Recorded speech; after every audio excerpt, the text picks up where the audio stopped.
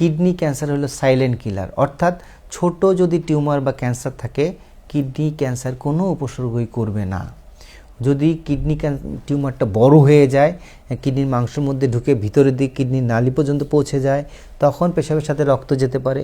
বড় হয়ে যাওয়ার কারণে কিডনিতে চাপ সৃষ্টি হয়ে ব্যথা অনুভব করতে পারে। আর কি হতে পারে, পেশাবের সাথে রক্ত যেতে পারে। এই লক্ষণগুলো ছাড়াও কিন্তু কিডনি ক্যান্সার হতে পারে।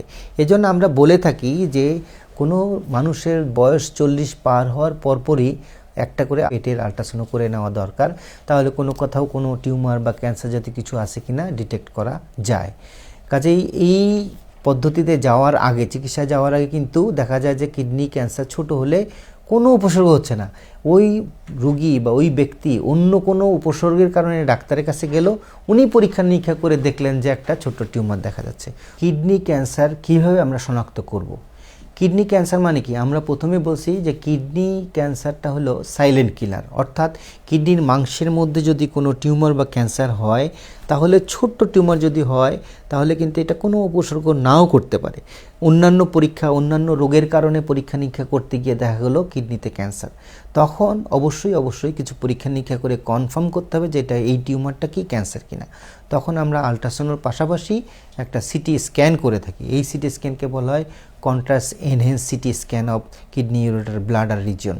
তাহলে এই কন্ট্রাস্ট এনহ্যান্স সিটি স্ক্যান দেখলেই যদি ওই টিউমারটা বা এটা সিটি স্ক্যানে ওই কন্ট্রাস্ট বা ওষুধ দেওয়া হয় সেটা গ্রহণ করে, তখন কন্ট্রাস্ট এনহ্যান্সমেন্ট বলে থাকি, তখনই একজন ইউরোলজিস্ট ধারণা করেন এটা ক্যান্সার হওয়ার সম্ভাবনাই বেশি।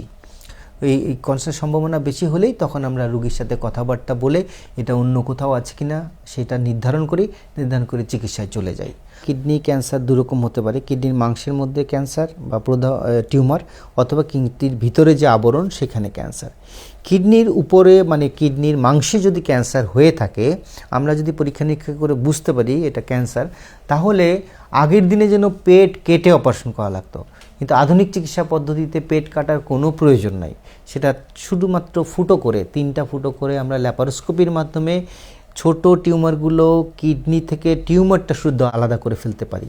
সেটাকে আমরা ডাক্তারি ভাষায় বলে থাকি নেফ্রন স্পেয়ারিং সার্জারি, অথবা সংক্ষেপে NSS। এই NSS সার্জারিটা ল্যাপারোস্কোপি করে করা সম্ভব এবং আমাদের এখানে রেগুলার হচ্ছে। যে আধুনিক চিকিৎসায় পেট কাটার কোনো প্রয়োজন নাই, শুধু ল্যাপারোস্কোপি করে ফেলা সম্ভব। আর যদি টিউমারটা অনেক বড় হয়ে থাকে এবং কিডনি থেকে কিডনির ভিতরের দিকে ঢুকে গেছে, যার কারণে প্রস্রাবের সাথে রক্ত যাচ্ছে, তাহলেও কিন্তু পেট না কেটে অপারেশন করা সম্ভব। সেটাকে আমরা বলি পুরো কিডনিটা ফেলে দেওয়া। এটাও ল্যাপারোস্কোপি করে করা যায়, এটাকে আমরা বলি ল্যাপারোস্কোপিক রেডিক্যাল নেফ্রেক্টমি, পুরো কিডনিটাই ফেলে দেওয়া। আর কিডনির আবরণের ভিতরে যদি আমাদের টিউমার বা ক্যান্সার হয়, সেটাও কিন্তু আমরা পেট না কেটে করতে পারি। সেটার জন্য প্রথমে আমাদের কনফার্ম করতে হয় যে আসলে ক্যান্সার কিনা। সেটা পেশাবের রাস্তা দিয়ে, যন্ত্র দিয়ে ওই পর্যন্ত পৌঁছে ওইখান থেকে মাংস নিয়ে মাংসটা পরীক্ষা করে তখন আমরা ট্রিটমেন্ট করি কিডনি নালি এবং প্রস্রাবের থলির একটা অংশ। ডাক্তারি ভাষায় যেটাকে আমরা বলি নেফ্রোইউরেটেরেক্টমি উইথ কাফ অফ ব্লাডার।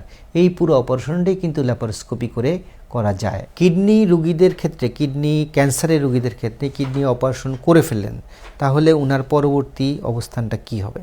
কিডনিতে যদি এমন হয় যে কিডনি ক্যান্সারটা শুধুমাত্র কিডনিতে আছে এবং অন্য কোথাও ছড়িয়ে যায় নাই, তাহলে আমরা কিডনি রেখে টিউমার ফেললাম অথবা ওই কিডনি পুরোটাই ফেললাম, যেটাই করি না কেন, তাহলে কিন্তু ট্রিটমেন্ট কমপ্লিট। অন্য কোথাও যদি ছড়িয়ে না থাকে, তাহলে এই রোগীগুলো কিন্তু মোটামুটি সুস্থই থাকবেন, ভালো থাকবেন, অন্য কোনো থেরাপি বা কোনো কিছুর প্রয়োজন পড়ে না। যদি অন্য কোথাও ছড়িয়ে থাকে, তাহলে অবশ্যই ক্যান্সার বিশেষজ্ঞের পরামর্শ নিয়ে আরও চিকিৎসার প্রয়োজন পড়ে। ধন্যবাদ সবাইকে।